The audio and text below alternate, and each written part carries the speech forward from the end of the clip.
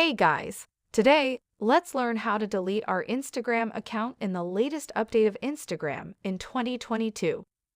All you need to do, guys, is to click on your profile over here on the very bottom.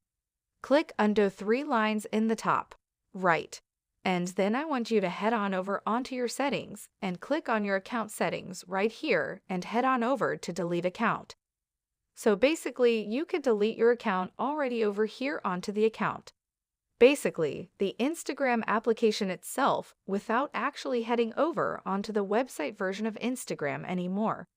You could also deactivate your account if you want to. But since we do want to delete our account, just click on over onto the very bottom. Click on Delete Account and click on Continue on deleting account. And basically, it's going to redirect you to the web version of Instagram. And all you need to do once you're here is to select a reason why you want to delete your account. And of course, in the next prompt, it's going to allow you, or rather, it's going to make you have to enter your password so that it can confirm that it is you who is the owner of the account who wants to delete their account.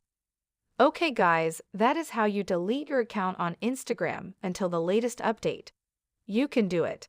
Now in the applications itself, think of ways from watching this video. I'll see you guys in the next one.